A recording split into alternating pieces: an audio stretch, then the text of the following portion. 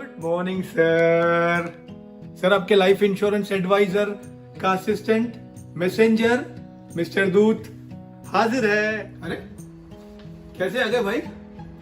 हाँ, मोबाइल से। पिछली बार ऐसे ही चले गए थे, सिर्फ क्रिकेट और इंश्योरेंस का ज्ञान देकर के। बताया नहीं मुझे इंश्योरेंस कितना होना चाहिए मेरा। सर अब मैं आ गया हूं ना, नो टेंशन। आपका इंश्योरेंस कितना होना चाहिए उसको निकालने के दो तरीके हैं।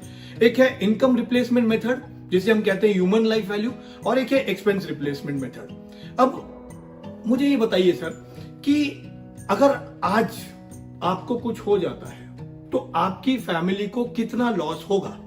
कितना लॉस होता है? सर आपकी जो भी ईयरली इनकम है उस पे आप एवरी ईयर की ग्रोथ ऐड करते जाइए, और जितने साल आप काम करने वाले हो, मतलब आपकी रिटायरमेंट एज तक, उतने साल की आपकी इनकम और उसकी प्रेजेंट वैल्यू, वो हो गई आपकी ह्यूमन लाइफ वैल्यू। थोड़ा सा कॉम्प्लेक्स है ना?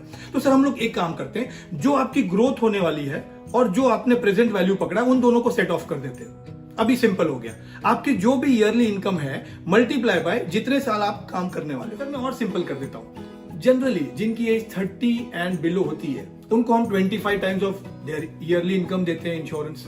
जिनकी एज 30 to 40 होती है उन्हें हम 20 टाइम्स दे देते हैं। जिन्हें हम 40 to 50 के बीच में होते हैं उन्हें हम 15 times of yearly income propose कर देते हैं, और जिनकी उम्र 50 एंड अबाव होती है उन्हें 10 times of their yearly income देते हैं। तो सर अब आपका इंश्योरेंस निकालना है तो आपकी इनकम कितनी है? ये कैसा बेहुदा सवाल है। आपको आपके बॉस ने बताया नहीं कि किसी भी मर्द को उसकी इनकम नहीं पूछी जाती है और किसी औरत को उसकी एज नहीं पूछी जाती है। सर बताया था ना, लेकिन मैं कम समझता हूं, दूत हूं ना सर, और मुंहफट भी हूं सर। लेकिन उन्होंने एक चिंता भी बताई थी। उनकी चिंता ये थी कि जब कोई बंदा डॉक्टर के पास जाते हैं तो डॉक्टर के पास जाकर के हम उन्हें अपनी सारी प्रॉब्लम बता देते हैं। जब हम सीए लॉयर के पास जाते हैं तो उन्हें भी हम अपनी सारी फाइनेंशियल प्रॉब्लम बता देते हैं। तो जब हम इंश्योरेंस कंसल्टेंट के पास जाते हैं तो अपनी इनकम क्यों छुपाते हैं सर? अगर हम अपनी इनकम नहीं बताएंगे तो इंश्योरेंस एजेंट जो है वो ह्यूमन लाइफ वैल्यू कैसे निकालेगा सर? चलिए जाने दीजिए सर, कोई बात नहीं।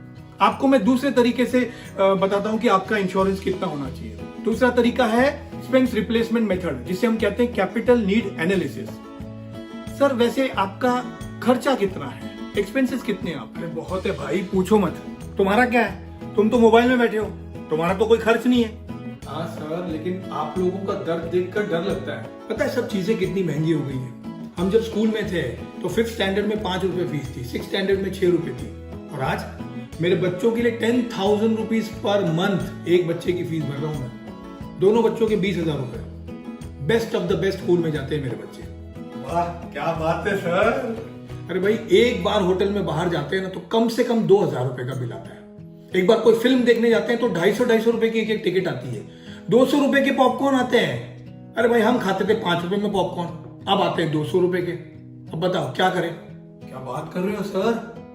मैंने मेरी फैमिली को बेस्ट ऑफ द बेस्ट दिया है। मेरा हर महीना 70,000 रुपीज का घर का खर्च है। 30,000 तो मेरे घर का ईएमआई जाता है। मिनिमम 1 लाख रुपए खर्च है महीने का। बाप रे बाप, अरे ये तो कुछ भी नहीं है। मेरे बच्चों की मैरिज और एजुकेशन तो मैं बेस्ट ऑफ द बेस्ट करूंगा। क्या बात है सर, वेरी नाइस। तो भी सर कितना खर्चा हो जाएगा? कम से कम दोनों बच्चों के लिए 1-1 करोड़ रुपए का खर्च होगा, कम से कम।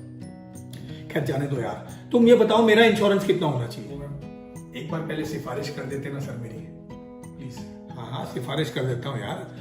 दोस्तों अगर आपको ये वीडियो अच्छा लगा हो तो इस चैनल को सब्सक्राइब कर दें, और राइट में एक बेल बटन है उसे जरूर प्रेस कीजिए ताकि नेक्स्ट वीडियो जब भी आए आपको नोटिफाई हो जाए। ये कैपिटल नीड एनालिसिस के हिसाब से आपका इंश्योरेंस एक ऐसी अमाउंट का होना चाहिए कि कल को अगर आपको कुछ हो तो आपकी फैमिली को एक ऐसा कैपिटल मिलना चाहिए कि जिस कैपिटल से सबसे पहले वो आपके लोन्स चुका दे।